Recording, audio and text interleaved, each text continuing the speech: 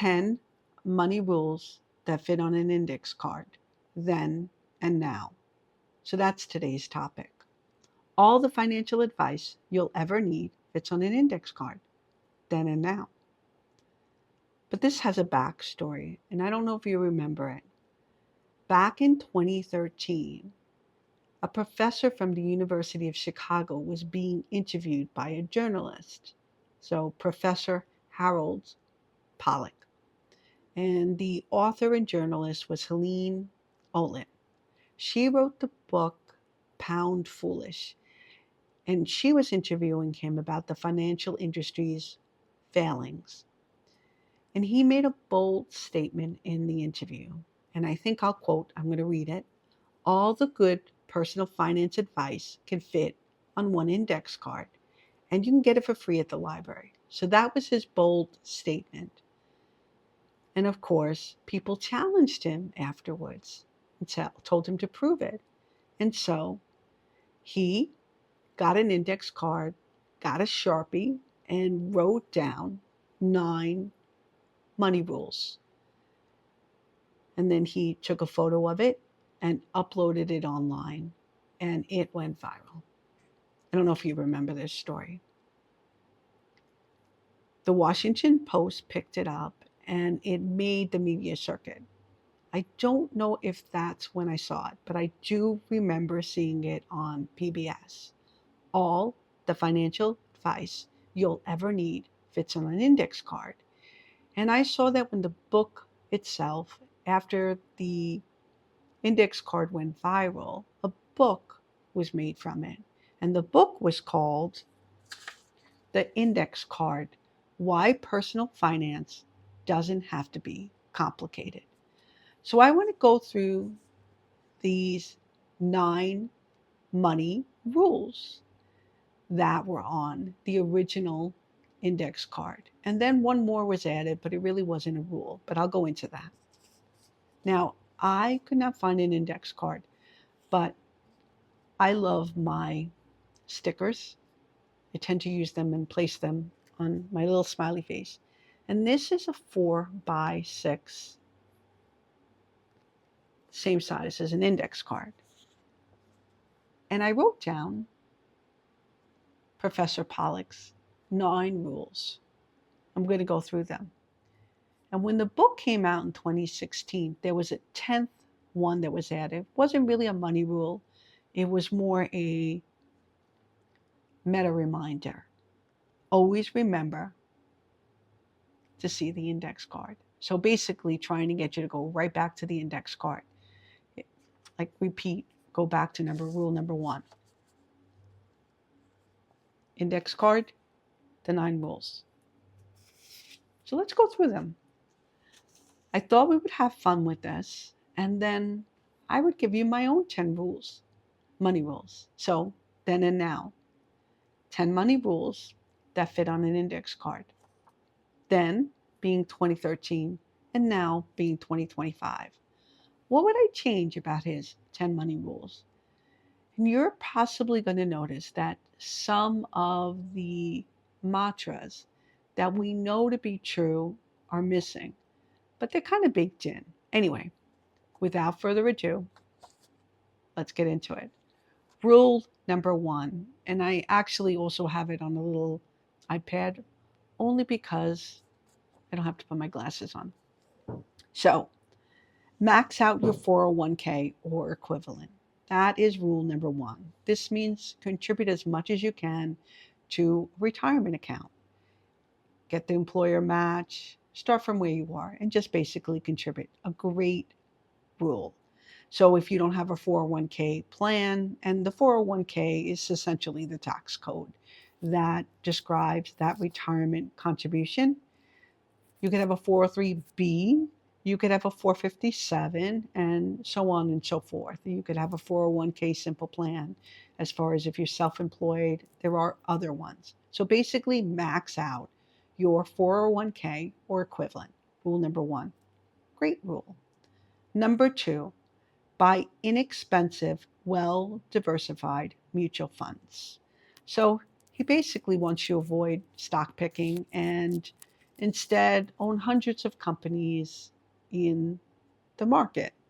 Great rule. And then, of course, he says buy inexpensive. So he's referring to low cost. Great rule. That's number two. Number three, never buy or sell individual stocks. This is great, right? And why? The reason why he says it, even though he says buy inexpensive, well diversified mutual funds, is because you will have individuals who will try to stock pick. And generally, what happens is they don't understand their aversion to risk or not having risk. And so, people who tend to buy individual stocks may do well in the short term, but over the long term, it is found to be true that they will never outbeat the overall market. And so, I think with this rule, he was trying to steer people away from buying individual stocks. In fact, generally what happens is people will have a bias to their own belief. We've even heard Graham Stephan just today talk about this, how he lost lots of money buying individual stock. I think he was buying Robinhood, and he also was buying when the stock was falling. A lot of people will end up selling at the bottom because they will at first double down or buy the falling knife. So as the stock, let's say it's $100 and then it falls to $50, a lot of people might perceive it's a good deal and they'll pick up even more and they'll continually put more and more money into the stock without realizing how much overall that they've spent. And so you have too much risk in one stock. So if the stock falls 50%, you just lost so much of your portfolio. And so I think he's trying to lead people not to do these kind of things. And then what ends up happening is even if you bought the stock and the stock went up, people avoid buying and holding because want they want to get get out at the best price. And one of the ways you really make money over time is staying in the market. So never buy or sell individual stocks was both trying to avoid the risk of being a bad stock picker, the risk of selling at the bottom versus getting out too soon, the risk of adding more and doubling down. But essentially, very few people are the Warren Buffetts of the world. And so, rule number three is a sound one. Rule number four, money rule number four, save 20% of your money. Doesn't necessarily refer to income, but essentially that's what he means. When you get paid, make sure you save a lot. And this includes money going into retirement. This includes money buying the inexpensive, well-diversified mutual funds. So rule number four is save 20% of your income. And Mr. Money Mustache put out an article on his blog, is the shockingly simple math behind early retirement. And he was talking about savings rate. And someone who has a high savings rate of 20%, I think 20% amounts to that you're living on 80% of your income then. And that amounts to 37 years. So someone who is only saving 10% is living on 90% of their income, and it would take them 51 years. And so this professor suggested that saving 20% of your money would get you to a position of wealth. And yeah, in 37 years of working, you could essentially retire. Number five, pay your credit cards balance in full each month. Great rule. I like this one. Credit cards, highest interest charges that you can get. This rule also essentially speaks to your credit score, because if you are avoiding highest interest debt and you're paying your bills on time and you're paying them off, you're going to both improve your credit score and avoid the high interest debt. Great. Number 5. I like it. Number 6, maximize tax advantage savings accounts. That one's good as well, but it is mostly covered in maxing out your 401k or equivalent. But in here, he's talking about tax advantage. So essentially leading people to the Roth, things where you pay the taxes now and it grows and compounds for you later. But this could also mean brokerage accounts, because brokerage accounts, typically you pay more taxes on earned income than you do on investment income. In fact, many people do not realize, but on some investment income, depending on the income you have in your retirement years, you could be in the 0% tax rate. Now, normally when people think of capital gains, they think of 15% if you make a certain amount of capital gains. And if you have a lot of money, then capital gains falls into the 20% range, depending on your capital gains and your income for the year. But a lot of people could really benefit from this one if his advice was pointing you to go to brokerage accounts. So I like it. But I think he also means high, what do you call health savings accounts, and he means the Roth. So number 6 is a sound one. Number 7, pay attention to fees. And by this one, he means fees on the mutual funds you're buying. Even though he said buy inexpensive, well diversified mutual fund fees, he mentioned fees again. So in your brokerage account, you want to be careful of what you're buying. Again, well diversified mutual funds. But there is a difference on the fees, on the loads of the fund. And back in 2013, you also paid fees when you were buying and selling. And then, of course, there are assets under management. A lot of people put their assets under management because they're concerned that they can't do it themselves. And they end up losing a lot of money, especially over decades, even with something like a 1% fee. And I put out a video about that, I think, a couple of months ago. Number 7, pay attention to fees. Great one.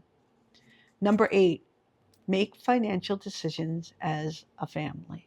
I like this one. Talk about money, set goals, don't hide debt. Basically, stay involved. And every spouse should be involved. Even adult children should be involved in the family finances and the goals, at least, as far as make financial decisions as a family. Like, you don't want to pack up and move to another country without discussing it with your family.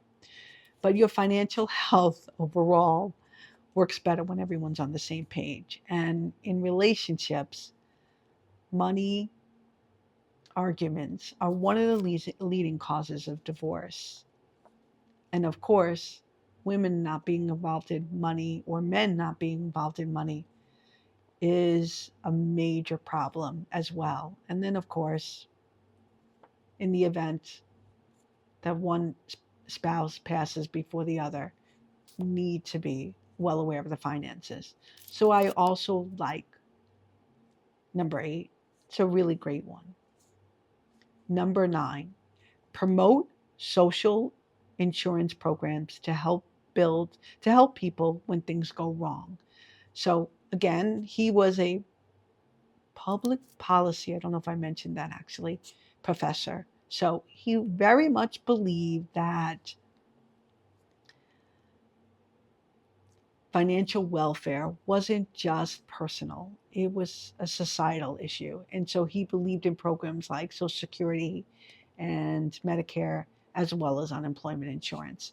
And sometimes it's better to prepare for curveballs of a loss of a job or something happening.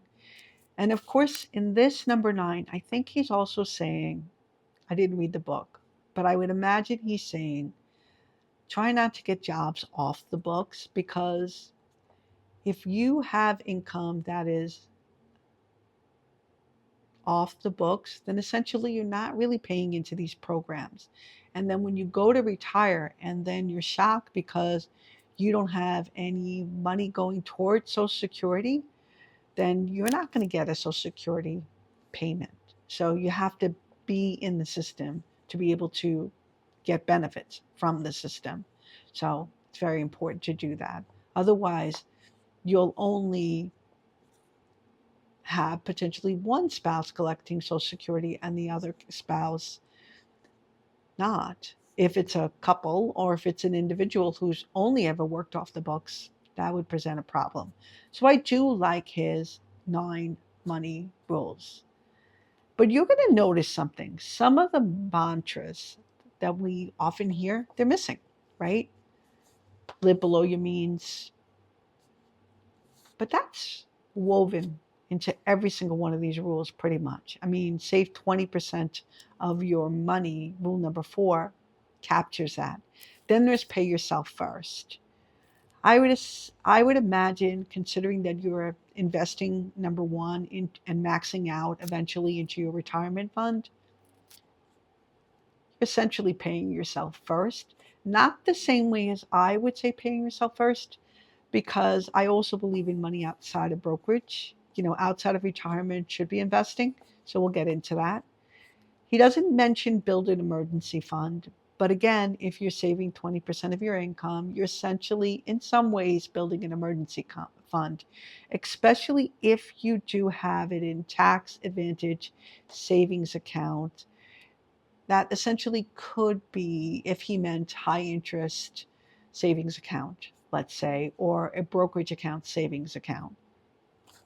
That covers that, but not specifically mention it. And then, of course, mentions nothing about lifestyle inflation, nothing about tracking your wealth, nothing about charitable giving. But yet, it's really pretty good, right? I think he hit the mark because in general, everything on his 9 rules are something that are easy. They're things that people can simply understand, and it is not overwhelming. So you follow these 9 rules, you'll probably be in very good shape. You won't be in credit card debt. You won't have high interest loans, but you could have a car loan in here. So not mentioned. And then you could essentially doesn't talk about lifestyle at all. So it could be that as your income rises, you continue to spend 20%, and that 80% could mean more and more years of working. So like in the beginning, 20% of 100,000 could be 20,000. But let's just say you're earning now 40,000. I'm sorry, not 40, 200,000. Now you're saving 40,000. So it does go up in general, but yeah, it doesn't completely cover everything. It's a really great job. So that's why I suspect the book was a bestseller. I didn't read it. I remember listening to his Money nine Rules and thought they were pretty good, but I did feel like things were missing. Now, that was then. This is now. And let's have fun with it. If you were going to make your own 10 rules fit on a business, what do you call a index card, I wrote some of my own because I thought this was really a great thing to do. So there it is. Here's mine. And I'm going to read them to you. Number 1, I don't think anything is better than the mantras live below your means. You need to get that out there because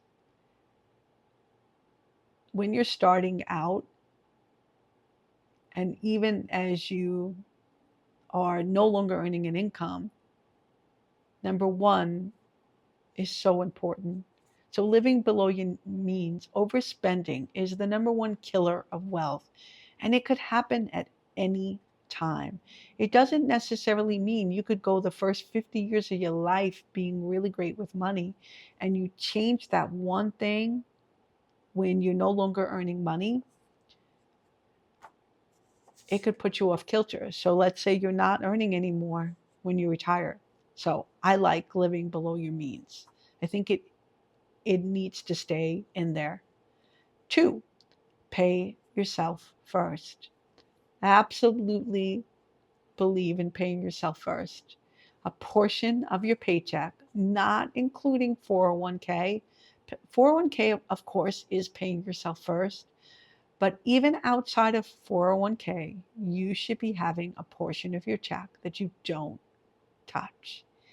It is a good practice to learn how to save money and to save for what you want, because wanting things is not bad. It's something you should be able to spend money with your life, and we'll cover that.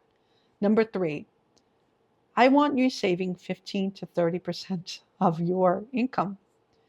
And I want you to increase it as you get raises and as your expenses fall. So, number three for me is save 15 to 30% of your income. And 15 for me is very low. That's on the low end. And 30 is, it doesn't necessarily mean that it stops there.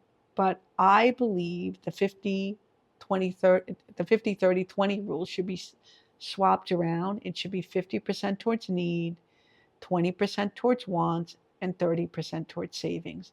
And the reason why I find this to be so important is because if we go back to Mr. Money Mustache's percentage, if you're saving 30% of your income, that essentially means you're living on 70. And it would only take you 28 years of working to be able to get to a state where you could buy your own freedom. So I think that 30% is a very good target in savings. But I don't necessarily mean that just because you hit 30%, you should stop there. So I think it's important to add the caveat, especially as we age, things start to happen. People who buy homes, they pay them off. And so increase as your income rises and your expenses fall. I would not be as wealthy as I am if I absorbed the extra income that was coming my way once my mortgage was paid off. I was able to buy a rental property in cash because of this. So this to me is such an important piece. Save 15 to 30% of your income, increase it as your income rises and your expenses fall. So that's number three for me. Number four, build an emergency fund slash bridge fund from 1 month to 2 years, depending on your season. Now, I say emergency fund slash bridge fund because at different stages of your life, you're going to need different things. And I say start from where you are. Little by little, I was able to build an emergency fund, and I pay a lot of my bills in advance. And I know it doesn't make financial sense to do this, but in the event when I eventually leave my job, knowing that I have months paid in bills in advance, it helps me.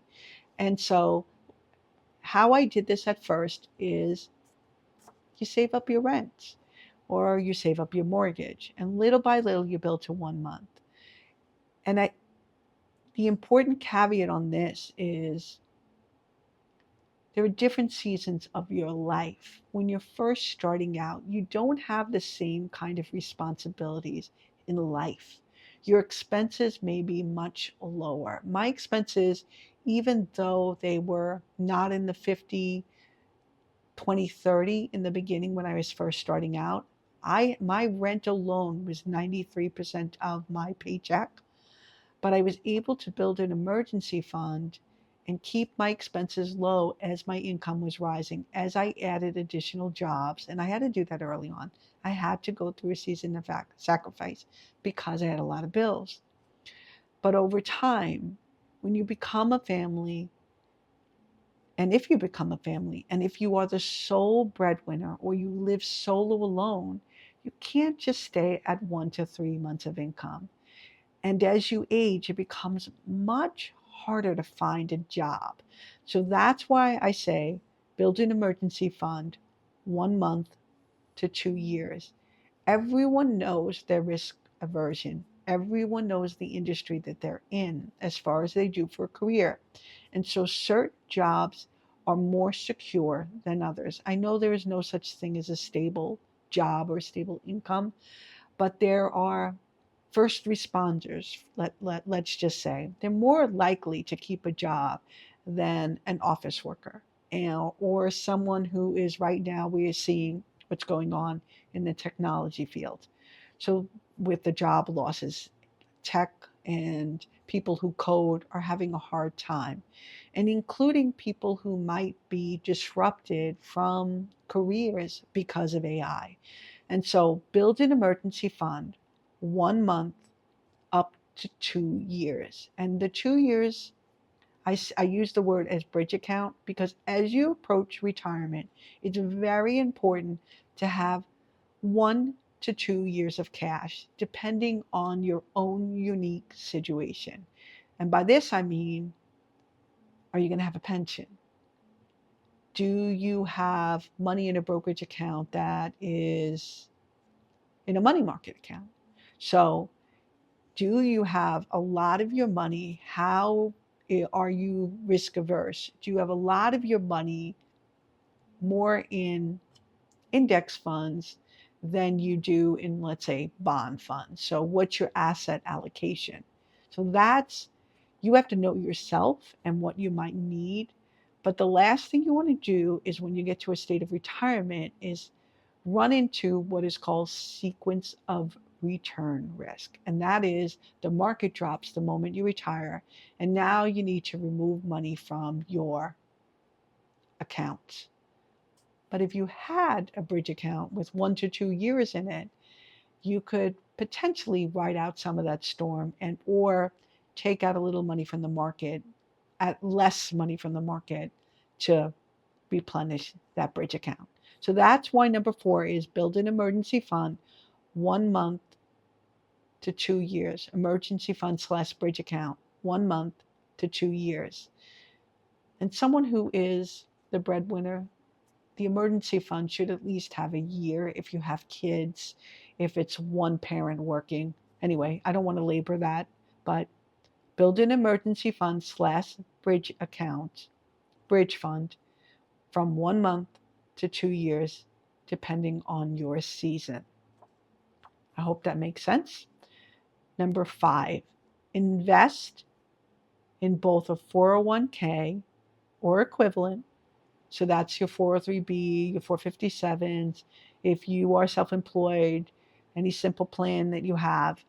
So invest in a 401k or equivalent and a brokerage account.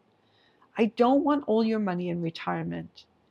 Because if all your money is in retirement and you were to lose your job, and let's just say you went through your emergency fund, it wouldn't make sense. You need to be investing in a brokerage account as well. And the reason why is there are tax advantages to brokerage accounts. Earlier, I spoke about long, you know, long-term capital gains. Ordinary income is one of the highest taxed incomes we have, but capital gains is one of the lowest. And so if you have some of your money instead in brokerage accounts and some of your money in retirement accounts, you're going to do well when you eventually decide to stop working. And so that's why number 5 for me is invest in both 401k or equivalent and a brokerage account simultaneously. And so even if your percentage is lower at first, so let's say you get to you only able to start at 15%, then you split it. You split the difference. Number 6, invest in low cost index funds. I also want you investing in low cost index funds. I want you invested not stock picking in an individual stocks. And trust me, I know the allure. If you want to have fun with it, take a smaller amount and do that, like a smaller percentage of your overall portfolio. But investing in low cost index funds keeps you in the market. So instead of when the market is going crazy, if you invested in low cost index funds and you're doing it month in, month out, and you're paying yourself first, as we talked about in number two, then you can be dollar cost averaging. When you have and you're buying individual stocks, again, the stock picker instance comes in. And when you're invested in the overall market, you're not in one company. And reality is nothing, no stock picker. Even Warren Buffett, on his passing, intends to move his money over or his family's wealth over to low cost index funds. So take it from Warren Buffett if you don't want to take it from me. Invest in low cost index funds. That follows, so that means you're getting the overall market. Number 7, prioritize cash over credit and avoid high interest debt. The reason why this one is so important is because in the world that we live in today, you can so easily buy things online. I'm not saying do not use credit cards. I am not one of those people who believe that you shouldn't use credit cards. I believe that you should, but responsibly. And if you prioritize cash usage over credit, you're going to naturally spend less. There have been so many studies, and I've done videos on this as well, that people who use cash spend a lot less. Also, using cash avoids you from clicking and buying things that you see on impulse. Using cash also makes spending feel real. And so that's why you naturally spend less. And of course, if you're not using your credit cards as much, you're avoiding high interest debt. So that's why rule number 7 for me would be prioritize cash over credit and avoid high interest debt. I'm not telling you not to get a car loan, but I do want you to be increasing your savings rate. So there's that. Number 8, track your spending and your net worth. I don't necessarily say that everybody needs to budget down to zero. If you are increasing your savings rate and you're watching what you're doing, budget may naturally fall in here. But if you are aligned with an app like Credit Karma, or there are so many that you can use. So I used to love Mint, is what I used to love. And so a lot of the data moved over to Credit Karma, and I could still see what I use. And then I also use another app that I got, MoneyFi, but I still prefer to watch it over Credit Karma. And I track my spending and my net worth. And I'll say with this, you want to be tracking regularly. And a lot of the banking apps that you use as well. So if you do use credit cards, they'll do the tracking for you, or use your credit, use one bank account. Some people just use one. It can track a lot of these things for you as well, but it's not going to tell you where the cash is going. So it's really good to track your spending and your net worth. And for spending, you want to do monthly. For net worth, you can do monthly, quarterly, and yearly, depends on how what you do. I track my net worth, but I track it, I see how it's growing, but I kind of track it year over year. So I pick a point like January, and then for me, it's also May. And I remember where it was the year before on those two numbers, and I see how the power of compounding works. So Number 8, track your spending and net worth. You're going to catch leaks. You're going to catch potential lifestyle creep when you do these things, and you're going to stay motivated to pay things down and off when you're tracking. So to me, I feel tracking needs to be number 8, because what you don't measure does it, you don't monitor. Okay.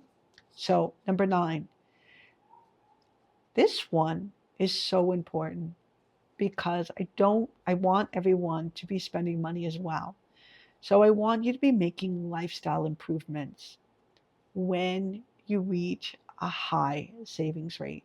So I don't want you to be making lifestyle improvements when your savings rate is low.